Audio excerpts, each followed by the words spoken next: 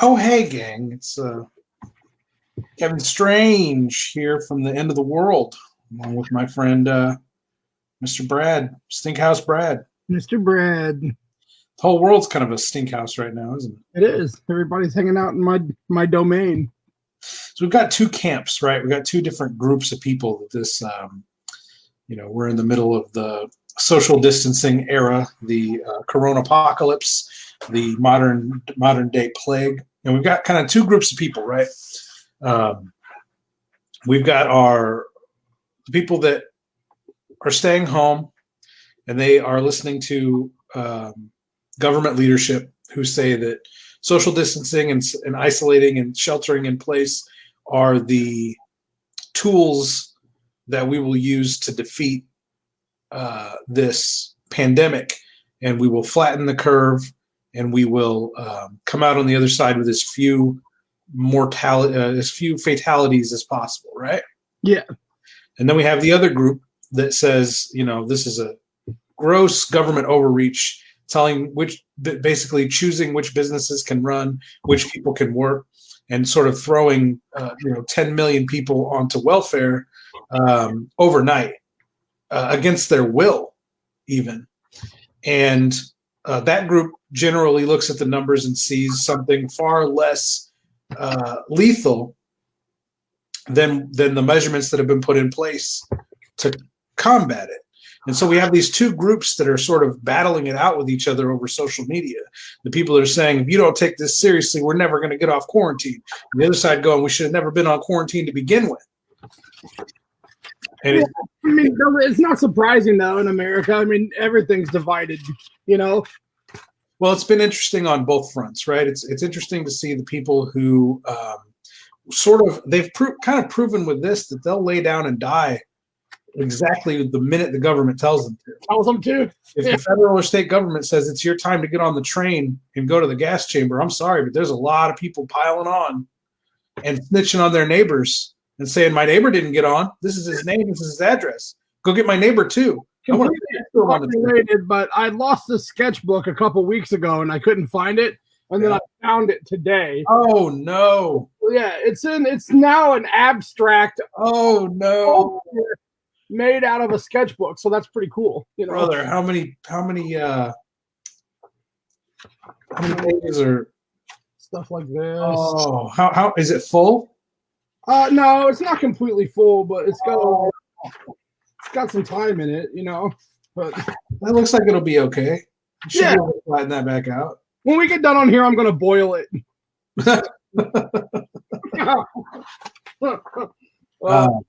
Either way, sorry to cut you off. But no. I'm just. It's completely and totally divided. I don't think anybody knows what to do, and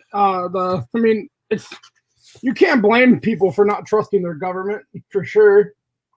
But you also. What else can we do? I mean, honestly, do you want to be the guy that ignored it and passed plague along? That's what I mean. That ties your hands, Like the stuff with all the sports, dude. Like the NBA, the NBA just like in the middle of games being played was like, oh, stop them, we're done. And then like, what are all these other sports franchises supposed to do? No one wants to be the one that's like, oh no, we don't care, we're gonna keep going. Yeah. So the NBA, except WWF. Yeah. WrestleMania was tonight. They for real put on that fucking show. I was seeing you've been talking about that for the last couple of days, and I've been noticing commercials on it and shit. And they fucking did it. Everybody watching right now, share this fucking link out. We're gonna start drawing in a minute. We like to fucking yap our fat heads at each other for a minute before we get going. But share this link out. Everybody watch us draw. This is a historic moment in the indie comics world. We're slapping our new comics together, and you guys can watch us live, talk to us, jump in the chat, chitty chat with us. Got my abstract sketchbook. Like and share. Huh. Like and share. Oh fuck. I'm gonna work on kind of, we were talking the other night about, I got few pages of this book that I'm not really 100% sure on how I want it to look. So I'm just going to sketch around with it tonight and try to start to get comfortable with.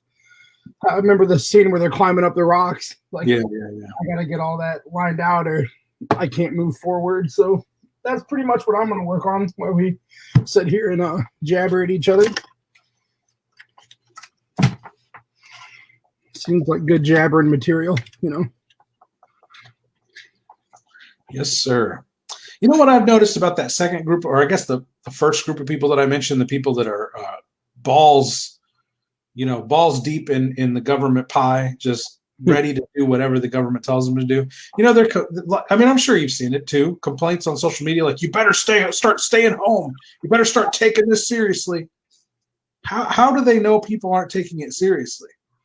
Unless they're out and part of the problem. Hanging out, they're like, oh no, none of these people are taking it serious. I am, but I'm different. Like, I was at the park with all my extended family today, and we saw more families. How dare you? I'm an essential KFC cook, so I get to be out here in this. Yeah, it's I think the snitches are out there coughing plague on everybody just like everyone else. Like, if they were really practicing the stay-at-home order like they preach, they wouldn't even know anybody else is out there. I think honestly, some of it, I don't think that even the government fully knows what we should do or how, you know, like how dangerous it is or how this, or I think everybody's just like, oh no, you know. Yeah, it's really the more they talk, obviously the less they, you know, it becomes clear. The more they talk up there, the less they know, the less they understand. Well, that seems to be the running thing with politicians most of the time. Yep. Just smile and kiss the baby. Smile, kiss the baby. Smile. Yep. Don't talk, for God's sakes. So I was driving plague pies tonight, doing my job, and I was listening to Motorhead all night. Are you a Motorhead fan, Brad? Well, yeah. I mean, if I said no, my dad would come right over here and smack me in the mouth. So, yeah, I grew up on Motorhead, man. Man, that's a good fucking band. I mean, everybody, you know, everybody says, anybody that's into metal says, oh yeah, Motorhead, yeah, classic. But I think I still think, even though they get their props, I think they're underappreciated for really how just fucking awesome that sound is. Like, Motorhead made influenced a lot of bands, dude. Even into like out of metal and into like punk rock and stuff. Motorhead influenced lots and lots of bands. And Lemmy, that motherfucker rocked until the day he fucking died. Yes, he did. He did a show like 2 weeks before his death. He had like pneumonia. The weeks leading up to his death, he was doing shows and having to quit in the middle of them because he couldn't breathe. Yeah, he was the real deal. And I guess you could look at it two ways. You could say, well, maybe he didn't, you know, maybe he didn't have any Motorhead money, and that's literally how he was getting by, was doing shows there at the end. But, you know, whether that's true or not, the fact that he could do shows as Motorhead and make money, and I think, wasn't he in his late 60s? Oh, yeah, it might have even been early 70s, honestly, when he died. I mean, to get to rock for that long. Did he die of some sort of form of cancer or something, I think, maybe? I think he did. Well, he was all fucked up. He had a lot wrong with him. Yeah. There at the end. Because I think he kept drinking and smoking up to the end. Oh, yeah. He was fucked up in a lot of ways. Yeah. Yeah, I grew up on hearing lots of Motorhead, lots of early Metallica, lots of Megadeth, lots of Slayer. I always have to check I always check against, like, I have everything drawn out here, like sketched out, and I do the hard pencils on top of it. But I always check the script and see, like, who's talking, who needs their mouth open, what is the exact expression that needs to be on their face. Because sometimes when I'm, rushing through the sketching part of it, I don't pay attention to that. I'm just trying to block out where they are. Yeah. Well, the one thing about my book is majority of the time Junior just has a blank look on his face like he's brain dead. Yeah, these fellas here aren't even talking in this shot. I think I only put them in the shot for reference because they haven't been in a shot for a couple of pages. Yeah. So I think I just tossed them in here because she has this big long monologue. It's probably going to cover their faces at least a little bit. But I think they're just in there just to show where they are in relation to everybody else because they haven't been in a panel in a couple pages. I was just talking to a buddy earlier about how you can draw this whole thing up and then spend a bunch of time trying to make this one thing look cool, and then fucking when it comes down to it, you throw a fucking text bubble over it, and it just all that time is gone. Like unless you plan your text bubbles real carefully, like you'll wind up hiding a bunch of cool stuff in the background and stuff. That's kind of why they suggest that you have a letterer. Mm-hmm. Yeah, I've heard that work because the letterer is going to put the word bubble in a place that looks aesthetically, the most pleasing to draw your eye and make the most sense. Yeah. Whereas the artist is going to put it in a place the artist is going to put it in a place that doesn't cover the thing that took him forever to fucking draw. Yeah. And that's for sure, because word bubble placement is extremely important in your books. Like, it's like we were saying the last time we were on that I always worry when I'm turning, like if there's something going on and I'm showing it from all these different views, I always worry, like, is the reader going to follow this, or do I just follow this because I'm the one drawing it, Yeah. Yep. So all good things to take into consideration when making comics. But at the end of the day, telling a fun, compelling story that draws the reader from page to page is what's most important. Yeah. I've seen some guys that are like world-class artists, just can draw the coolest looking shit, but they don't have a writer. Mm-hmm. So they write their own comics and they fucking suck. They're just shit writers. They're, amazing artists, but oftentimes the artist has no business being, writing the content of a comic book, because writing is a very precise skill, and it's something that I think a lot of comic book artists take for granted.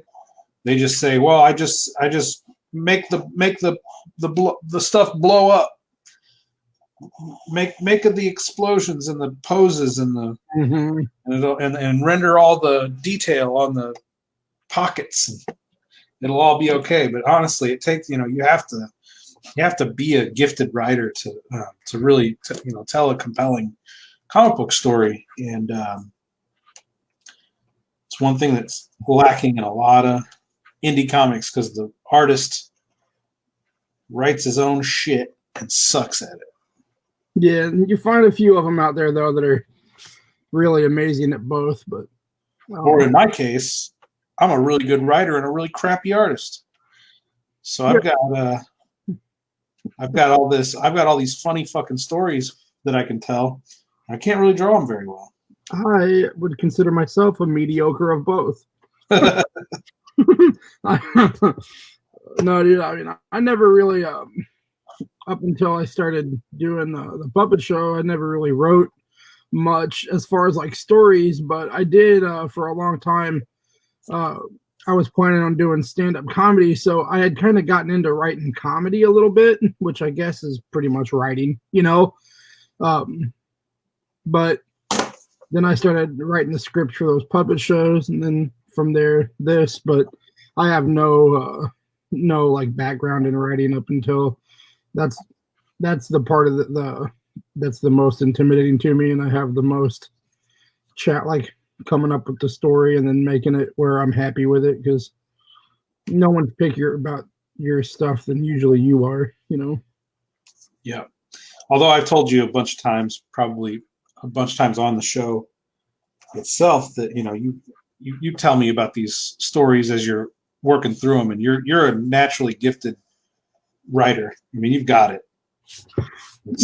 It's something you need to practice at to get really good at, but if you've got it from the get-go, if you've got it right from the start, then you're in there. You don't have much to worry about.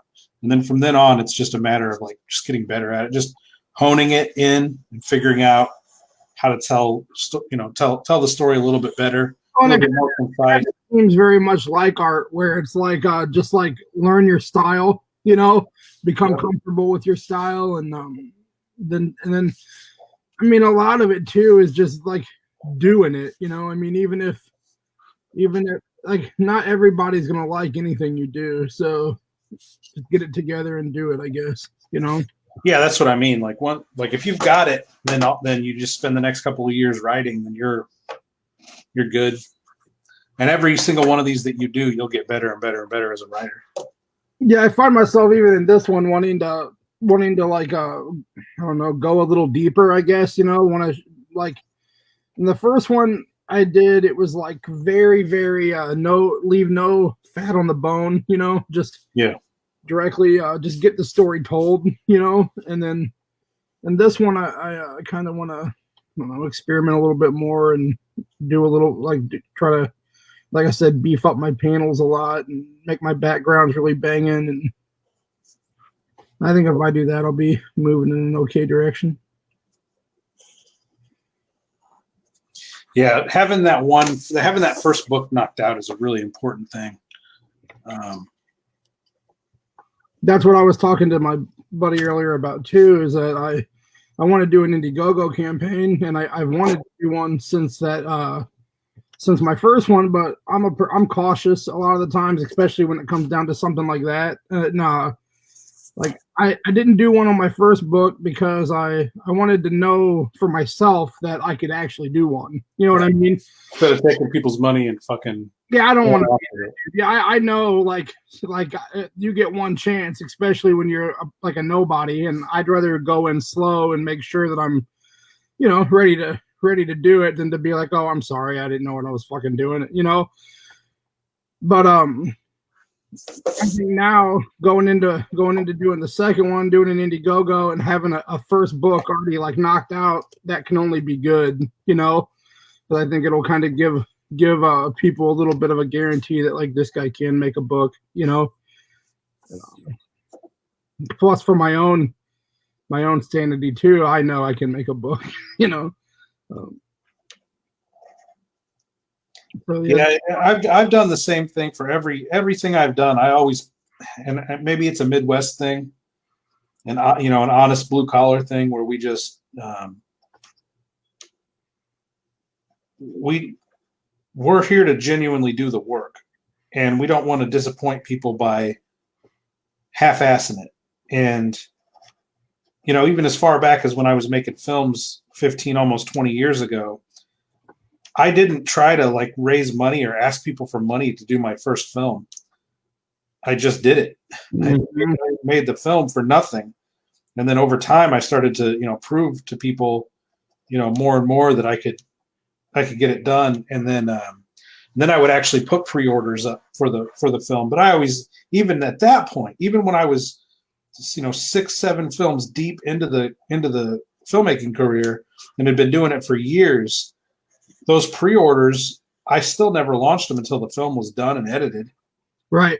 I didn't ask people for money before the movie was made. It would have never occurred to me to do that. Yeah, I would not want to do that myself just because of the anxiety and the pressure I would feel from already have been paid for a project that I don't have finished, you know. And I don't understand. Some people just don't fucking have that. They just don't give a fuck. They just want your money. They don't give a shit if they, you know, it's in their mind, it's like, I might do something, I might not. But in the meantime, give me all your fucking money. Yeah, I never understood that attitude, how people can be that brazen and bold to just take people's money like that. Well, the thing, I want to do this like for my like life. So to me, it's like you don't get paid anywhere until you do the work. You know, like, I can't go get hired on somewhere else and be like, okay, pay me now, and then I'll show up and do what you want me to do. You know, so that's what I mean. But I think it has to do with like our Midwest blue collar sort of upbringing. Is, you know, we do the work and then we get paid. Mm-hmm. And there are other people that, you know, they come from, you know, whatever, a life of privilege or a life of money, and they don't have that attitude. They have the attitude of like, I'm the, you know, because a lot of people, I've talked about this a million times on various shows and various subjects, and it's true with writers, it's true with artists or musicians. It's a lot of people only do this as for the lifestyle that they can show exists on social media. Yeah. You know, you say you're a writer, you say you're an artist, you say you're a filmmaker, you say you're a musician, but the actual reality of the job is secondary to just like having that lifestyle personality on social media. Yeah. Yeah, I think that's definitely a for sure thing. Because there's a lot of and I mean on some end, I guess there's that fake it till you make it mentality, but I don't really fully understand that. I don't think there's anything wrong with not being a humongous successful person and still dumping tons of time into something that you enjoy doing, you know. Pretty much what I guess I'm trying to say is I don't have to have mass amounts of success in something to enjoy doing it or to feel gratified within doing it, you know. For sure. Neither do those people. Those people don't have massive amounts of success. They don't have anything. They just take your money. Mass amounts of self-esteem problems. Yeah, they just take your money and they endlessly talk about doing whatever medium it is, writing, art, filmmaking, music, whatever, and never end up fucking having anything to show for it. The other thing I like with doing this for my second one, when I first made that first comic, like I didn't really have anything, and like when you do those Indiegogo campaigns, it's all, you know, you want to have a bunch of cool perks, and like when I first did that first book, like I didn't have anything that I could have offered as far as like would have been cool for perks, you know. Right. So now I have, you know, I have a whole finished comic. I got, you know, a whole bunch of really cool stickers that are really good quality. I got, you know, I could even do prints of some different stuff. I got posters. I got all kinds of stuff that I can do now. So that I think will be another big cool thing that was a benefit to waiting, you know. Yeah. For sure. You know, I had the benefit of having all those movies that were made, and you know, my books and years and years of indie grinding. Mm-hmm. So I had all kinds of weird perks I could throw into my first Indiegogo, which I did, and it was, you know, I was all in. I was ready to go, and it was probably bold to for me to launch that Indiegogo with just one issue of a 3-issue comic. You know, I was completely unproven as a comic book creator, and I was basically saying, here, pay for 1/3 of the story, and the rest of the story isn't even done yet. Yeah, but whenever your campaign was for that first one was still running, and you had the second issue done, so I think that kind of stuff kind of lets people know, like, okay, he's gonna do it whenever the first campaign isn't even done and the second issue's finished, you know. Yeah.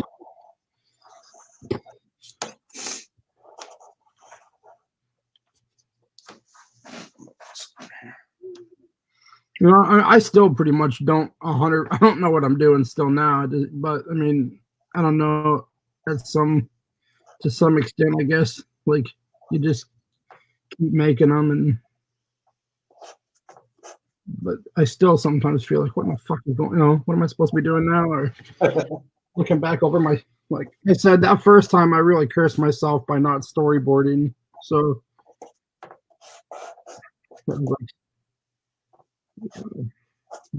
busting a hole in my own boat, pretty much, you know?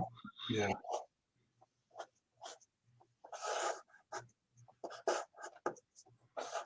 So I'm so far down the Tiger King rabbit hole at this point. I'm now watching interviews on YouTube of all this cast of weirdos that are now, you know, famous. They just today there was a thing that said they're going to be adding another episode to that. What? Yep. It was what's his name? The Jeff guy that wears a flat bill hat and a bandana, and yeah. It was him saying that there was going to be another episode added to that series.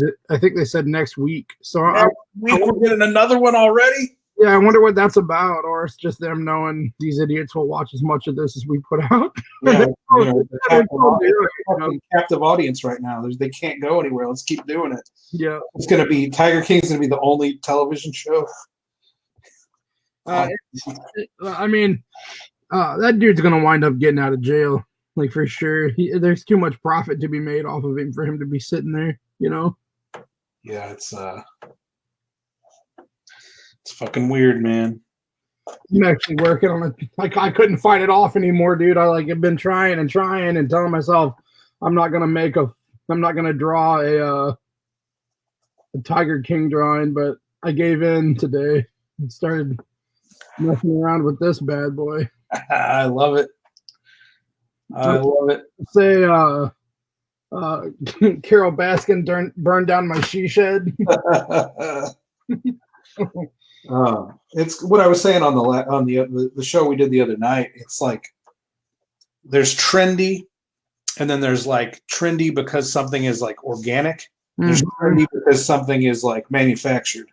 And when you run into something that's like super manufactured, like Keeping Up with the Kardashians or something gay, it's clearly not organically created. Like they're famous. There's millions of dollars poured into their campaign, like the campaign to launch their reality shows. And each episode is, so extravagantly expensive. And they just have this like world built around them. And there's no way for it to fail.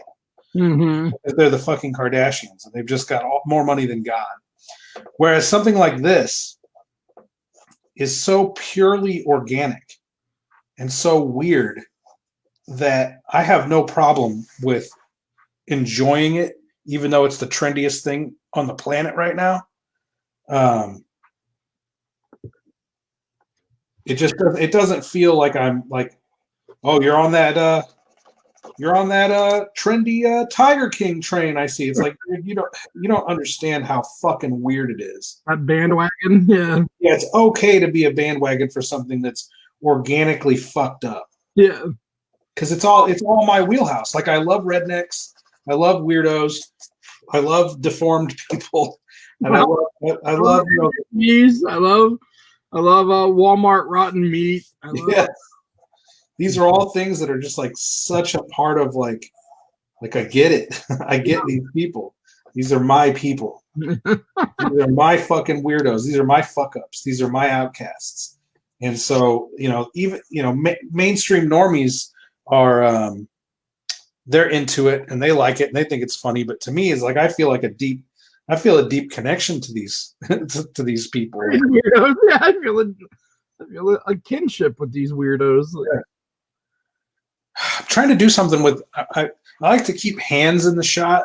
Yeah. Because I don't want there to just be talking heads, where they're just looking at each other, and because there's so much of my stuff is dialogue based. Yeah. But I still want to put dynamic shots in, even though they're just standing there talking to each other for a lot of shots. I like to have like hand gestures and stuff, and have them in exaggerated poses, like they're spazzing out. Even in my movies, everybody shakes around like they've got fucking like everybody's got what's it called, Michael J. Parkinson's or whatever. Yeah. But this hand that I drew here doesn't make any sense. He looks like he's about ready to catch a fucking baseball. I don't know what I'm doing with this hand. Yeah, or like he's showing you like something was this big, Yeah. Well, on this page, she's up here giving a lecture. Cockhammer is all indignant. He's like, "Why am I half a body? Why didn't you resurrect me fully?" And she's going, in this panel, she's like, "Fuck you! You would have ate us all for dinner if I would have given you your entire body back. We just wanted you, conscious so you could help us." And it's a longer speech than that, but it's whatever. And then down here, Wolfram is telling Cockhammer, "It's like, this bitch knows her demon shit, bro." So why he's got his hand out like that, it doesn't make any sense. Like, if anything, he should be pointing off screen to her, because he's standing here. Anytime there's an issue of what should this hand be doing, I always just put that finger straight up Junior's nose. That's my go-to. It's like, just stick it back up his nose,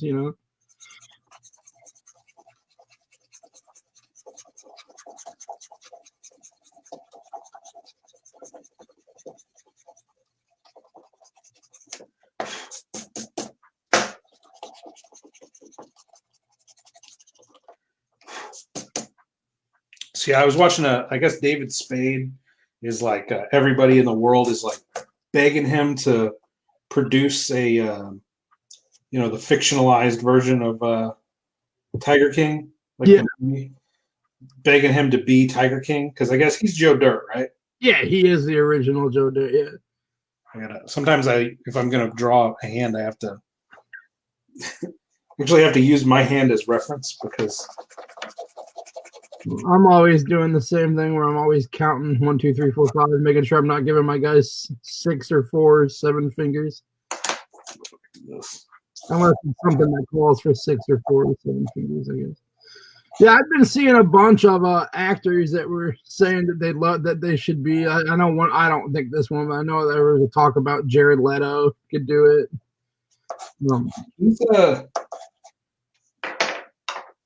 He's pretty good. He's got a good range. What is that? What's that other? Jake Gyllenhaal has he's got a range that you wouldn't think that he could act as weird as he can. Have you ever seen? I forget what the name of it is. It's not called Oto. What the fuck is that movie called? It's on Netflix. It's about a dystopian future where they make these like hippo creatures, but they make. I know what you're talking about, but I haven't seen that, and I don't know the name, but I know what you're talking about. It's like what's it called? I know exactly what you're talking about. I want a bunch of film. Ojo. Jake Gyllenhaal plays this he actually plays kind of a similar character. He plays like this wildlife dude. He actually, now that I think about it, he kind of plays like this weird wildlife like wrangler character, and he's so flamboyant and weird as the character, and he would actually, and it surprised me how far of a range he had with that. With that role, I was like, man, he can really get out there when he tries. Yeah, who was the other dude they were talking about that he's in that movie Without a Paddle. I don't know. There's a lot of dudes in that movie. Yeah, I can't think of his name, but one of those guys. It's not the dude from American Pie. No, it's guy's got a kind of a cool name. I can't think of his name. You know who could probably do the Joe Exotic really fucking well too? It would be Rob Schneider. Yeah. Rob Schneider. He's one of my favorites. He's a weird little dude. He's hilarious though. Yeah. I guess because David Spade's everybody's been up his ass to play that. Dax Shepard, maybe? Is that Dax Shepard? Yeah. I think that's another name they were talking. He might do it. Well, we're talking about two different kinds of actors. There's like the guys that just naturally sort of seem like him. Yeah, and then guys that could like transform themselves because they're that talented of actors. Yeah. But David Spade, I guess, since people have been all over his dick about it, he's actually, now that since we're all quarantined and everything, he's been doing web shows with all the fucking people from the show. Dude, he honestly would probably be the best at doing that. You know what I mean? Yeah, and what's cool about it is every time they bring it up on the thing, he's like, yeah, I don't know if I could do it. Like he's not like, fuck yeah, I'm David Spade. I was born to play this role. He's like, he's being real modest about it, but he was fucking born to play that role. He already did. Yeah, he already did. Joe Dirt is. He already did. Yeah. All right, that page is done. So, did you see what I did with the finger? Oh, there you go. Point yeah. Instead of looking like a catcher hand or showing how big something is. It's a cool looking skeleton laying there. Yeah, I'm getting better at. Cockhammer's only been around for about 5 or 6 pages. Yeah. So it's been, it's been a process getting to the point where I kind of get the rib cage the way it's supposed to be in the spine. I'm trying to get, it doesn't have to be perfect. It doesn't have to be anatomically. No, that's how when I draw that kind of shit, it doesn't have to be perfect. It just has to look right. Like, yeah, to me that looks right. I don't know how many fucking ribs we have, or if they even connect. They're not even supposed to connect to the breastbone, are they? Do they? I guess they do. Yeah, I don't know. I mean, I don't know, but that's how I always do mine too. I always draw this like the chest plate bone. I guess it would be like your sternum kind of area, and then bring the ribs out from it. it's not like we don't live in the future where I can literally look up skeleton line art and look at exactly what the or just look at the cover of any Tool album ever. Yeah. I got one more prepped, and then I'll have to prep some more. But we typically only get through. I usually get it only about a page and a half done when we get on this show. Because the thing about it is, I work all day on comics. Yeah.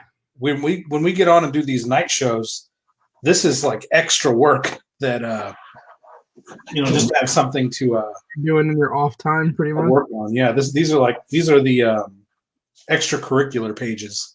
I've already hit my quota of pages today. Now we're just playing around.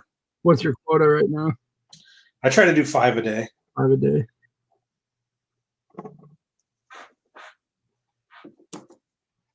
And that's any number of I think I talked about it the last time where I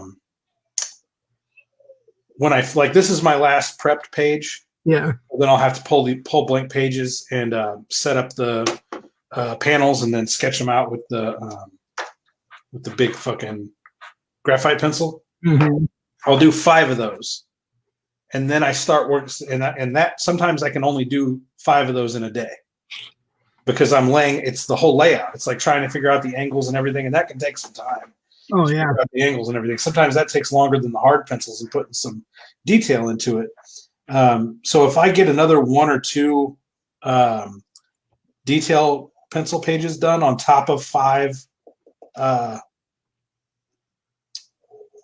layout pages, then I'll feel accomplished. And then I try to do the other 4 or whatever the following day. Yeah.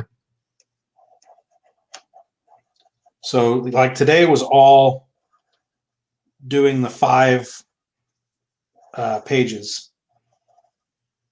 So this is the fifth detail page I'll have done today.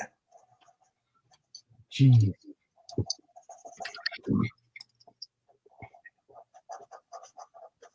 Yeah, pretty much, dude. As soon as I get this section of this book lined out, I'll be flying again. I just have to get a few pages that I don't know what I'm gonna really do. I mean, I know what has to happen on them. I just don't know exactly how I'm gonna, make it happen, I guess. Yeah.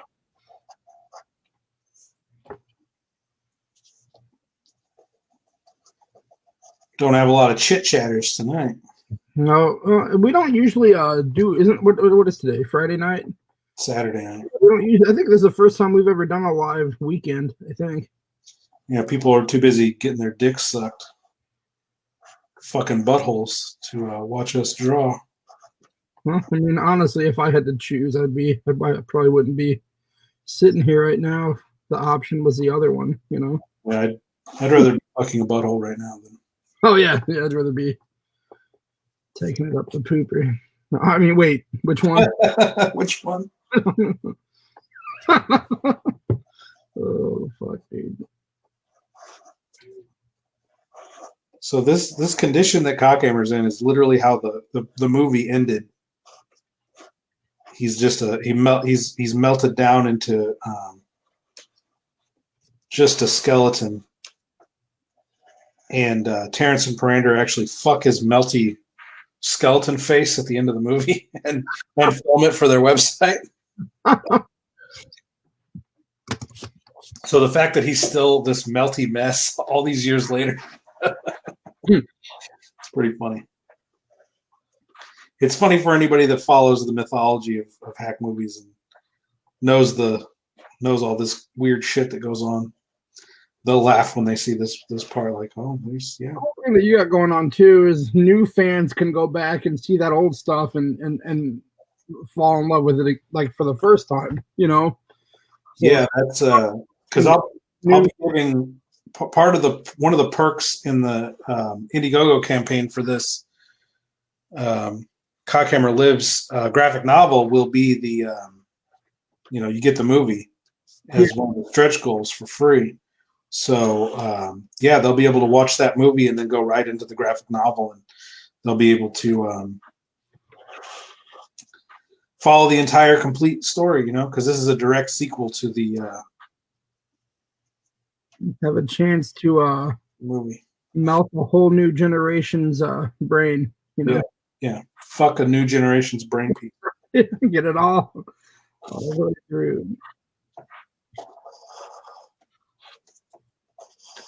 I just fucking love hack movies, dude. I just love this fucking universe. It's just, do you ever watch Bob Ross videos? The badass happy little tree painter. Yeah. Oh yeah. I mean, His stuff's all on YouTube, and sometimes before I go to bed, I watch his stuff. It relaxes the fucking shit out of me. Yeah. And Yeah. I love watching him paint, but I often think about he wasn't the originator of that speed painting style. No, he learned that from someone. He learned that wet on wet style from another guy. I forget what his name is. I did too, but I know I've read that before. But he basically was trained as this dude's not really apprentice, but his protege. Mm-hmm. Term for it. And Bob Ross had done a lot of stuff in his life. He had been a drill sergeant in the military, and he had all kinds of weird jobs. And painting was his passion that he could do. He would say that in his life, everything he did was controlled by other people. Mm-hmm. But his painting, he could make his own world. He could create his own world in his paintings, and it was his release, his way to relax. And when this other fella, and again his name still escapes me, and I mean no disrespect to him, because there would be no Bob Ross without this other fella. But there was a sort of quote that went around. Like, I watched some Bob Ross like documentary stuff on YouTube, and one of the things that stuck with me all these years after I watched that was when this guy taught Bob Ross this method. Mm-hmm. Bob Ross told him, like, basically told him, like, thank you so much. You just gave me the purpose for the rest of my life. I'm going to spend the rest of my life teaching people this method and how to draw these beautiful paintings so easy and so fast. And the guy was like, yeah, whatever. Whatever. But it sticks with me because when I say I love hack movies, I was lucky enough at about 23 years old to stumble upon this weird world and these weird characters. And I've been able to, since I was in my early 20s, I've been able to tell the stories of Strangeville, and people have cared. My fans, they want new stories in Strangeville. That's so rare to hit upon a vein of pop culture that people want, and that you're so passionate. Like, a lot of people get famous, right? Mm-hmm. It's not hard to create like a one-hit wonder song. Mm-hmm. It's really hard to sustain a musical career and stay relevant. And continue to be able to do it. And a lot of one-hit wonders, they have a decision to make. Do they move on with their lives, or do they spend the rest of their lives playing one fucking hit? Like, yeah. here's the the twist in your musical career, in your life. You get to play music for the rest of your life, but the only song anybody cares about is this one. And you'll have to play it over and over and over again forever. Do you still want to and play a show and don't play this? People are gonna fucking lose their shit, you know? Yeah. And it's rare for a musician or band to transcend that and be able to do anything they want to artistically and be fulfilled as a musician and continue to express themselves and for their fans to care. And that same thing is true for everything. Like, I often think about Kevin Eastman, who created the Teenage Mutant Ninja Turtles with Peter Laird. Mm-hmm. I watched a little documentary thing on him on YouTube a couple of days ago, where he broke off from Peter Laird. Is he the one that sold his cut? Yeah, he sold his cut, and then he created another indie imprint, and his goal was to blow up indie comics and make more Ninja Turtles. Basically, like, He brought on artists and writers, and his goal was to become like the indie publishing house for new indie comics and create a whole like bunch of Ninja Turtles. Yeah. And he spent about $14 million on this imprint, and it failed. Jesus. And he blew all of his money. He spent every dollar he ever made off Ninja Turtles trying to do something, anything but Ninja Turtles. And he never did. And now I think he's in his late 50s. All he does creatively is draw covers for the Ninja Turtles comic books that someone else owns. Yeah. And he doesn't bitch about it. He doesn't moan about it, but I can just,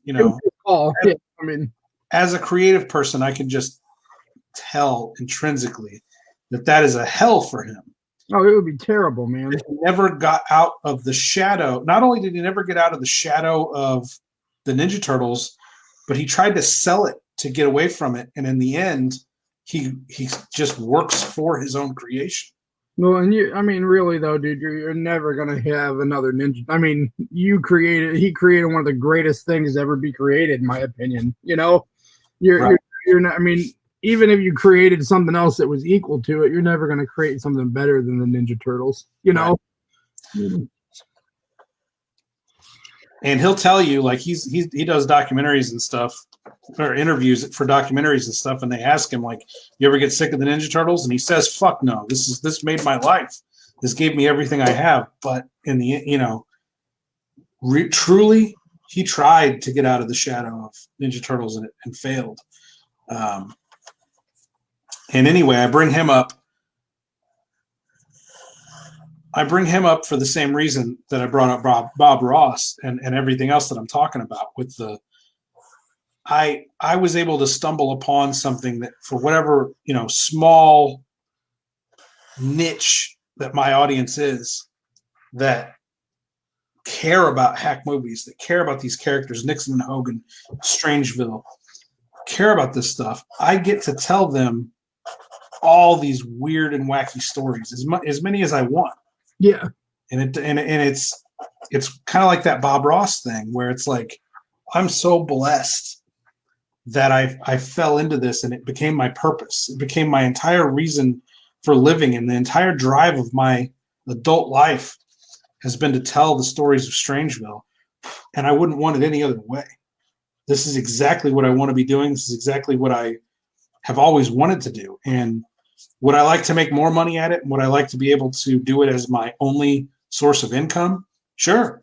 But there's also a power. There's also I don't know if power is the right word here, but there's a strength in never having to worry about whether this is going to pay my bills. Right. Yeah. I can tell any story I want to in the next comic. I chose to make Cockhammer Lives the comic book, not because I had to sit and deal with a bunch of financial information to figure out or sign a bunch of contracts or try to pitch it to a bunch of executives to see if there was enough interest to even warrant making it, because it needs to make a particular amount of money for the investors or the executives that own the franchise or the property.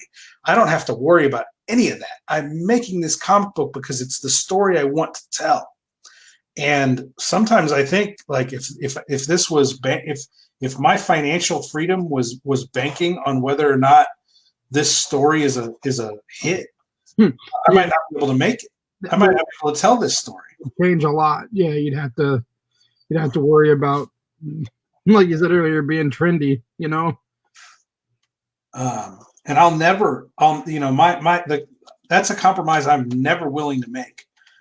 If by chance the stuff that I do, or as an artistic choice, make me enough money that's for that I can live comfortably for the rest of my life and only create the stories of Strangeville, that's a huge blessing. But it doesn't matter if it does or not. Yeah. To me, it's like I have my financial freedom in other ways, and I've made compromises in my life that take a few hours out of my day to make my rent money. Mm-hmm. money, but it's never so much that I can't come home and immediately start working on comics. Yeah. It's never so much that I sit around and say, oh, I wish I had the time. I wish I had the motivation. I wish I had the energy. My job that I use to make my money doesn't sap me of energy, doesn't sap me of creativity, and in no way does it impede me from telling the stories of Strangeville. And I wouldn't have it any other way. Yeah, no, if anything, I think a lot of times when you're driving around, like when I'm talking to you and you're driving around, it seems like your brain's always busy thinking about your stories or thinking about, I've always been. That's why I do what I do. It's kind of nice because, part of being creative, you have to take time where you brainstorm and think, especially when you're telling stories. These stories, sometimes one story comes out easier than the other, but for the most part, none of them come out just where you just like sit down and they start pouring out. Usually it takes, a little bit of thought and brainstorming and putting things together. So I think the job you have, really, you do a lot of that work when you're doing that job, Absolutely. And then when you come home, it's like, all right, just sit down at the table and start going, Well, and I have all day to work. So I spend all night thinking about what's next. Mm-hmm. I have all day the next day. I have when I come home, but I also have all day the next day. Right.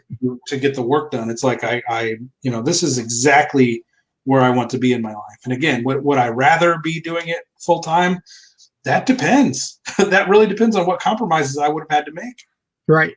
It's not a simple answer. It's not as simple as me saying I would give anything to be able to do this full time. No, there's a lot I wouldn't give. There's a lot I wouldn't give. I wouldn't tell stories that I don't have a passion for. I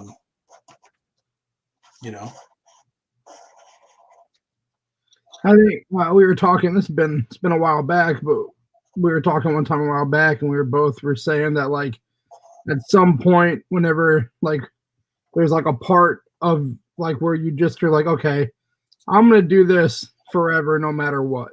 Like it doesn't matter if I ever make a dime. It doesn't matter if no matter what. Like I'm gonna make art. I'm gonna make comics, whether I'm the only one that ever reads them or whether they blow up. That's not part of the desire of why I'm creating them. Yeah.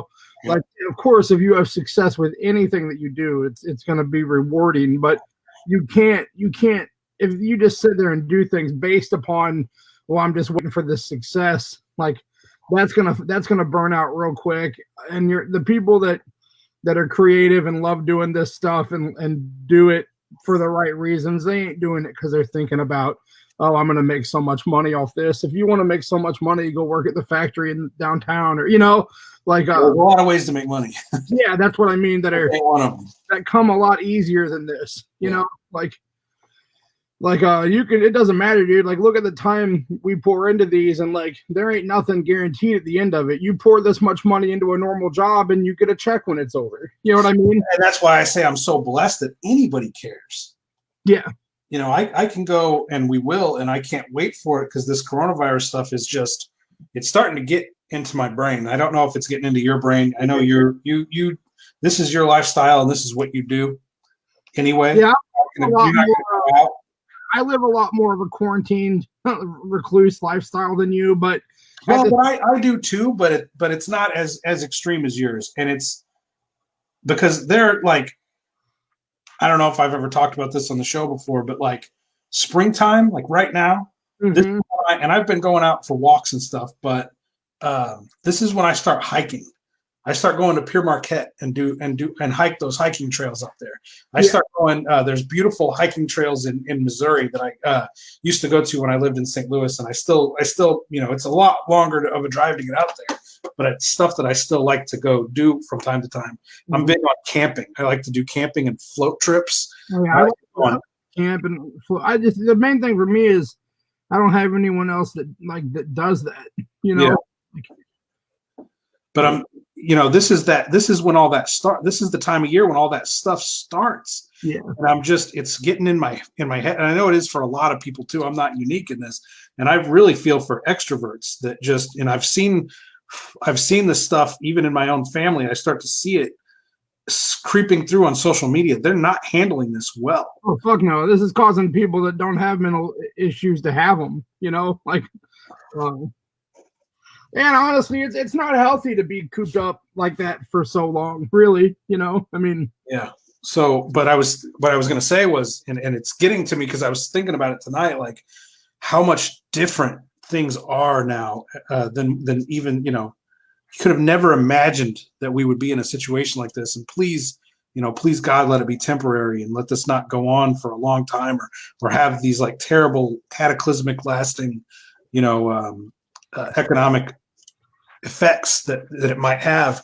But I was thinking tonight about, I just can't wait till the first convention that I get to go to after all this is done and we before all this broke about the plans to be able to do that, Yeah. And then all this happened, and it's like, fuck, wait until figure out what all this is. There's so many conventions that have been canceled and moved back, and they're trying like all the convention promoters they're trying to keep a game face on and act like it's no big deal.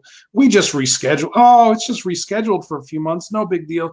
It's a huge fucking deal. And some of these conventions may never financially recover from what happened. And I can't wait for things to get back to some fucking sense of normalcy. So we can get back out there on the road, and it's just, and you'll see when we get out there, the way people react to this Strangeville stuff. And it's and I'll never take it.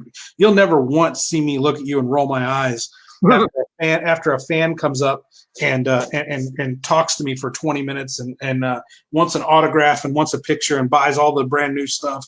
When they leave, I'm going to tell you the same thing I'm telling you right now. I'm fucking blessed, brother. Yeah. I don't deserve this fucking life. I'm just a weirdo from the Midwest, and no one gave this to me. No one said, there's nobody in my family into the arts or anything even close to this. This lifestyle wasn't given to me. I've fought tooth and nail for every fan I've made and kept over the years, and I am so fucking grateful for them. And I just can't wait to get out there and give them these new books.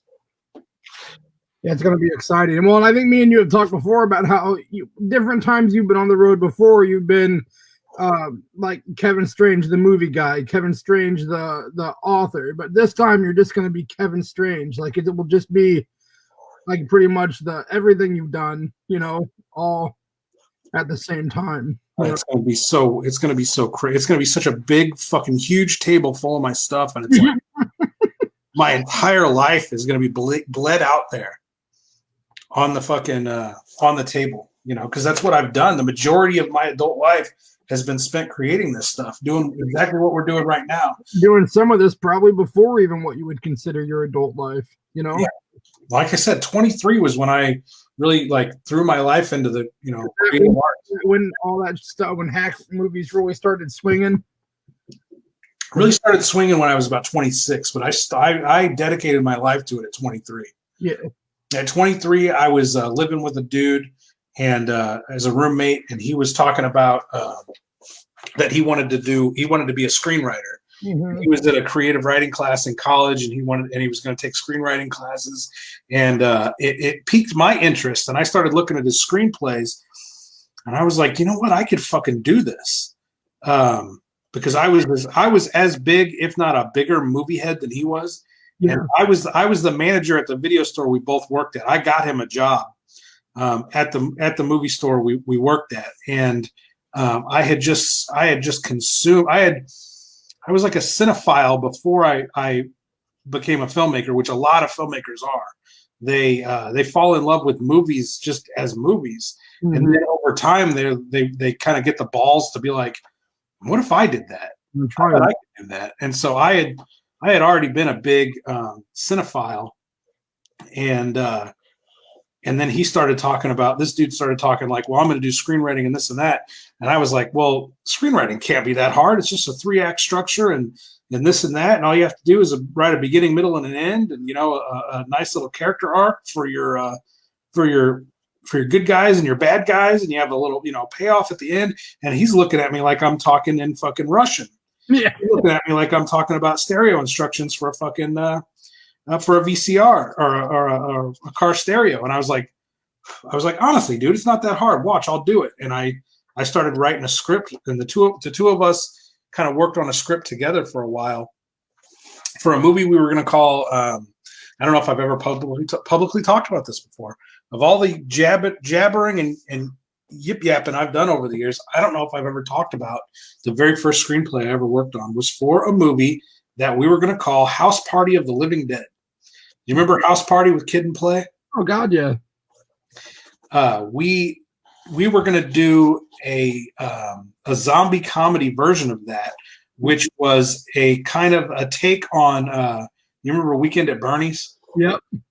It was going to be a take. It was like a Weekend at Bernie's with zombies mixed with House Party. So these two stoner kids are going to throw a party for the weekend at their house because their parents are out of town, and there's a zombie outbreak at the time.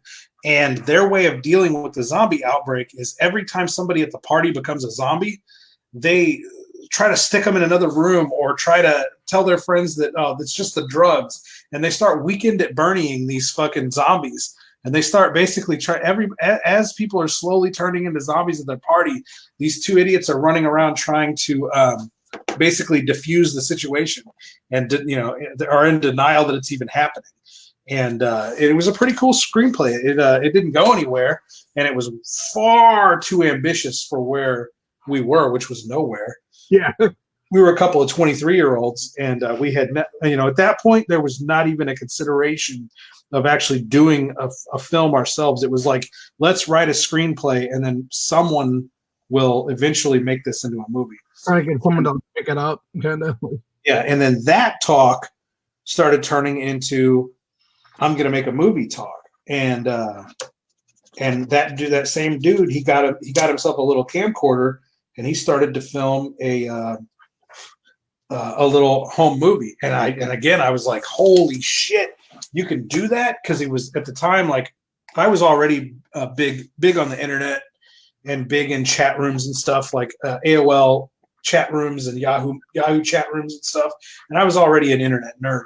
And so when he bought this camcorder, he was like, yeah, it's got a digital input in it. And you record the footage onto your computer. And then there's these programs, these editing programs that you can do from your home computer. I was like, I'm fucking sold. And I went and bought my own. Camcorder and started making my own home movies. And that's where Hack Movies was born. And that kid was actually kind of pissed off at me for a while because he kind of felt like I came in and stole his thunder. But it's the same thing that happened with Bob Ross, and I've now figured out the guy's name is Bill something. Bill something was the guy that created the Wet on Wet method. But basically, the Bill guy had like a small TV show, and he had the Wet on Wet method, and he did what he did. He had a German accent. He was like accessible, but he wasn't mainstream. He just had a weird little painting show on like Access Television. Mm-hmm. And when he taught Bob Ross was like, he grabbed the ball and was like, I'm going to fucking change the world with this. And so at first they were like, the dude was totally like, oh yeah, you can take over my public access show when I retire. Like, I'll pass the torch to you. But Bob Ross went and made his own paint line, his own brush line. Bob Ross for years lived in an RV, and he and his wife would travel around the country, and they basically did mail order videotapes of how to paint and books. They made full color books. And so he would ship these books all over the country, and he would find these hot spots. Say like Dallas, Texas was buying the shit out of these art books that he put out. So him and his wife would get in the RV and drive to Dallas, Texas, and take out ads in the local papers and set up and do painting tutorials live. And he made a fuckload of money, being a painting instructor live from city to city, traveling. I had a set of Bob Ross colored pencils even one time. I think he did. There's like all kinds of art supplies you can get. They're his. So he actually did that for years before he got picked up by PBS. And he only got picked up by PBS because he got so fucking good and so fucking fast. He was like, oh, I could do a whole painting in 30 minutes. And they were like, no. And so he did it right in front of them, and they timed it. And they were like, all right, sold, you got a show. And that Bill guy, he actually got real butthurt because Bob Ross suddenly was the wet on wet guy. He was the face of this method. That This the other dude invented. and the other dude invented it. And the other dude was like, and in the first season, like if you go back and find the very first season of Joy of Painting with Bob Ross, he gives this guy nothing but props. Says he invented it. Says he gave me a gift, and I'm passing that gift on to the world. Yeah, I knew that he learned that from someone else. I know I've read that before because I wrote about him. And in fact, I think in that first season, Bob Ross is selling that guy's paints. Oh, really? Yeah, because they called the Bill guy, his paints were called like Magic White, Magic Clear, and all that stuff. And Bob Ross changed the term to liquid. So if you get that first season, he'll be like, I've coated the canvas in Magic White and a thin coat, very thin coat. You don't need a lot. If you got too much, it's not going to work. That kind of stuff. He was doing it with that Bill guy's paints, and then he eventually created his own paint line that he called the liquid color instead of magic color. He called it liquid oil instead of magic oil. And yeah, they ended up having a feud. They ended up having a public feud because that guy got real bitter that suddenly he wasn't considered the innovator of. He was the inventor, but not the innovator. Yeah, Bob Ross became the innovator. Definitely not the face of it. Not the face you picture when you think about the method of painting. So that same kind of thing kind of happened to me with that guy that, and we're real good friends to this day. Like we had been real good friends before that. Obviously, we're roommates, and we've remained great friends. He's one of my best friends, and he'll always be one of my best friends. I wonder if that's the dude you lived with when I came to your apartment a few times when I was younger. Do what? I wonder if that's the dude you were living with when I came to your apartment a few times when we were younger. No, it was I was living by myself. Oh, yeah. I was living by myself when all that went down. But we for a little, he was pretty bitter there for a little while, and he kind of felt like I stole his thunder. Like he was going to be the filmmaking guy, and I came in and was like, yeah, oh yeah, you are, yeah. Well, I can work harder, faster, smarter, and I'm probably more talented. And I didn't mean anything. I didn't mean any disrespect to the guy. It's just I suddenly fell in love and realized what I was going to spend the rest of my life doing. Yeah, that just was what it was. And I think that same relationship between Bob and Bill, it was like Bill did it as a job. Bob Ross made it his life. Yeah. And here we are. Almost 2 decades. I always say a decade. Like it's been way fucking longer. It's been almost 16 years. Yeah. It's been almost 16 years since I made my first fucking movie. So it's been 17 years since those first days of making the House Party of the Living Dead script. We were working on that screenplay. It's been 17 years, and I'm sitting here. It's midnight on a Saturday night, and I'm drawing a comic book based on the characters that I created 17 years ago. Because this is my life. I fell in love. I fell passionately in love with storytelling and decided to make it my entire life's work. What do you think about something like this, man? This isn't too bad. It would be smaller, I have a hard time. I have to draw things out big, and then I'll get them where I like them, and then I'll shrink them down. I'll draw them again smaller, but pretty much got this dude. This down here would just be like trees. You got some mountains. This would all be like sky. Yeah. I don't know what I just did. And this is him climbing the climbing the cliff. Yeah. Thereafter, see this thumb on this guy's hand is like a little face that looks like his face. Yeah. It's the thumb squatch, and they have to get some ingredients to make a potion that this weird wart doctor needs so that he can make a potion to heal him. And the thing that they have to climb the top of this mountain and get these mushrooms that are called pooty shrooms. See these birds. It's like the only thing that they eat is those pooty shrooms. So as they're climbing the mountain, these birds are trying to fight them off to protect their food, and then when they get the mushrooms, it's a whole different because the mushrooms they're like gross and they stink and they look like dicks, but with poop coming out of them. Oh God, poop dick mushrooms. Yeah.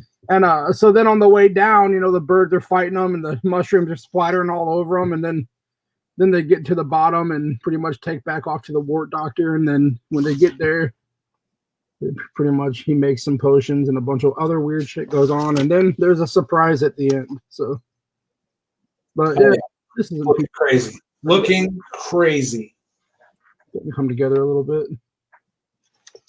I want these birds to have like a weird, almost like reptilian look, kind of an ode to the piceall bird, but not complete knockoffs of the piceall bird. But I want them to have a little bit of like a weird reptilian look to them. So. I wrote a short story about the piceall bird called the hairy chicken. Did you? I did. When was that? Probably 10 years ago. You that was telling me you have a short story about the Loch Ness Monster too. I did. Yeah, it's a little novelette called Loch Ness Lay. It's about a girl whose dream is to be fucked to death by the Loch Ness Monster. Well, whose dream isn't that? Yeah. Usually when I can't figure something out, dude, if I blow it up great big, I'll start being able to see it. So is it going to be a full page spread, or is that just a panel? Somewhere within this whole scenario of going up the mountain to get the mushrooms and coming back down, there will be a big full piece. I don't know if it'll be this one. I'll probably redraw this smaller as a panel, and then make the one where there's like, I'll probably do a double, I think, and just make it all out. Like I'll probably put the dudes more towards the middle and have birds swooping in from both sides. But I might wait. I might do it on the way down because then I can have those weird looking dick mushrooms flying all over the place too.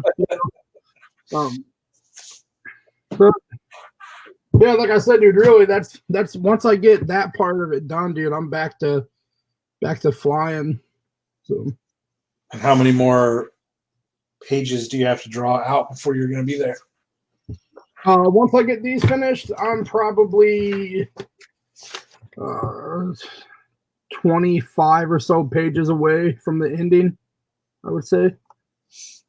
And they'll probably, right now I have 34 pages. This whole sequence will probably take up, I don't know, 5 to 7 pages. And then after that, like I said, there's probably 20 more or something till the book's done.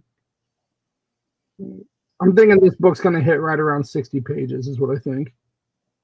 That's awesome. 60 to 70. I'm just now at the 60 page mark on this. That was page 59 that I just finished. Yeah, and that's crazy because just the other day you were on 30 something. Yeah, you're flying. Yeah, dude, I just gotta buckle down and hammer this part out, and we'll stop wasting my time drawing. Like last night, dude, I drew 2 pictures and posted them on Instagram just last night that I just hammered out yesterday.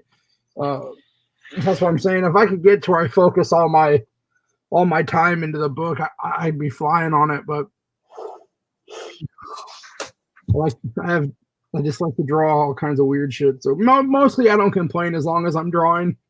And then plus we were talking about, when we're going to launch. I want to run my Indiegogo for this issue coinciding with whenever you do the Indiegogo for your card game. And so I want to have I want to draw a big portion of this book during that time, just because I think it'd be, so what I'm probably thinking is right around the time that happens, I'll be probably working on the digital part of this, which that's really the real fun part to watch, as it all come together digitally. Yeah. So, I don't know, man. We've been talking about launching, being ready to launch by April 20th, and that'll be right around the time people get their stimulus check, and we'll be, people will be wanting to spend money, but it's also going to be right around the fucking time that the nation is supposed to peak with coronavirus deaths. I know. Yeah, that's what I was thinking about that this afternoon. I was like, we're in our county. Our county is starting to double its cases. It did double in 2 days. It doubled. Yeah, that's what I mean. I mean, it's going to be, and our county's talking about its peak is going to be in the next 2 weeks. Yeah. I don't know if I can put on a fucking smiley face and ask people for money while everybody's dropping dead. Yeah, I don't. That's what I was thinking too. I don't know if I can do it, but I keep pushing it back and pushing it back. Like at some point, life has to go on. But motherfucker, right in the middle of it, do I have to launch a campaign? Yeah, it would be, for money right in the middle of this? yeah, that's for me. It would. I don't know. It sucks because like I don't. If we could do it and give it away for free, that would be totally different. But that we can't. You know what I mean? And so because people are at home and they're bored, they need stuff to do. But at the same time, it sucks to be like, hey, there's a lot of motherfuckers out there that don't give a shit, and they're just shilling away and trying to sell everything under the sun to people right now. And I get it. You got mouths to feed. A lot of people do. Their creative output is what puts food on their table and is what feeds their families. And they have no choice right now but to shill and try to get people to spend money. But I'm not in that position. I do not feel good about it. I do not feel good about asking anybody for money right now. As dumb as it sounds, maybe we should do like a poll and ask. Do you honestly want to know what I want to do? What I want to do is I want us to do some auctions and try to raise money for the local tattoo artists that can't fucking work. I was thinking about that the other day, ways to to do something that we could donate, to something. I'm fine. Financially, I'm fine, but a lot of my friends aren't. Yeah, and I'm not. I mean, I'm not ever balling, but I'm always surviving, and that's where I am now. I already don't. I work from home anyway. I don't leave home, so my life doesn't change a whole lot, So if you can think of something that we could put together to do that, I'd definitely be down to. I don't know the logistics of how we would do that though. Like which tattoo artists are going to get the money? How are we going to distribute it to? I mean, obviously we can create a GoFundMe and we can sit here on these shows and we can do auctions. Mm-hmm. And we can say, whoever donates, we'll haggle the amount once the amount for any art piece, like I'm gonna auction off this page, mm-hmm. the original pencil page 11 by 17. So how much do you want to pay for it? And then we'll haggle a price. Once we like the price and we've settled on it, they'll make that GoFundMe donation. Yeah, we'll do that all night long, and we'll have a goal. We're going to try to make $3,000 for our friends locally. Like we're going to keep donating art. We're going to have guys from Instagram, your artist buddies. We're going to have some of my friends come on with things that they can auction off. And we'll spend maybe even do a 24-hour marathon, or at least a few hour marathon. And we'll try to raise $3,000. But how do we distribute that fairly and evenly among our local tattoo artist friends? That's the real question. Yeah, well, maybe we could talk to some of them and get them involved where even they draw something and it goes up, Yeah. I know I'm not good at coordinating things like that, but I know there's people that do that shit. And I think it's something that's definitely feasible to do, That's where my head's at right now. My head is about how do I keep my friends and family safe, and how do I help them out in this time of need? I don't want to tell everybody anything. To any small business owner, even like the dude we were talking to the other night, Sean, that dude. Yeah, that dude's not a tattoo artist, but he's just a normal dude trying to make a living doing a normal thing, and it ain't happening right now, So that's what I care about. I care about making sure those guys are taken care of because I'm taken care of. Yeah, that's how I just want to run the campaign just because it'll be fun, not because it's I have to do it, Yeah, I love running campaigns, and I love selling comics and everything else. So that's I get off on making the videos and running the campaigns and stuff, but it just doesn't seem appropriate right now. No, just for me, my own weird moral code or whatever is you don't want to do something that leaves it's our decision to do it, and if it leaves us feeling not right inside, that's probably a sign that it's not the right time to do it. There's just priorities. My priority right now is making sure that my family is safe. This is our parents are older, right? And I'm really getting scared as this thing comes through our area. I'm not scared for me, and I'm not scared for you, because I think even if we get it, we'll be fine. But older people aren't going to be so fine. No. And I'm really worried about it, and everybody is. I mean, everybody in the country is worried about it ripping through and hurting their families. But I don't want to be juggling dicks on an Indiegogo campaign while I'm trying to make sure my family's safe. Yeah, or just asking people to come out of their pocket when there's more important things to be coming out of their pocket for. There's lots of other motherfuckers that are shilling and trying to make that stimulus money off of them. And honestly, when it all shakes down and we're laughing next year about how crazy this year was, I would rather you and me sat here and tried to raise donations for our friends that don't have jobs right now. And we can run that campaign later. We can run that campaign in May. We can run that campaign in June. And we run it whenever we'll sell these comics. We'll sell the shit out of these comics. Yeah, I mean, comes down to it, we have all we'll have is more stuff. Yeah. The longer we wait, the more stuff we'll have. But yeah, I think that's kind of a cool idea if we could put it together to figure out how to do something like that. We just got to figure out how to get the money to people. That's we need a person that knows how to put an idea together once an idea is had. You know what I mean? Yeah, exactly. It's like, I think that there could be a cool way that we could put all this food together in this little shell thing and it would be delicious. And then the person, that's a taco. I don't know how to make a taco. Yeah, that's what we need. But yeah, dude, I mean, a lot of the tattoo artists are fucking taking it raw right now because this is when they make their money. It's like income tax time, and this is where they grind, Yeah.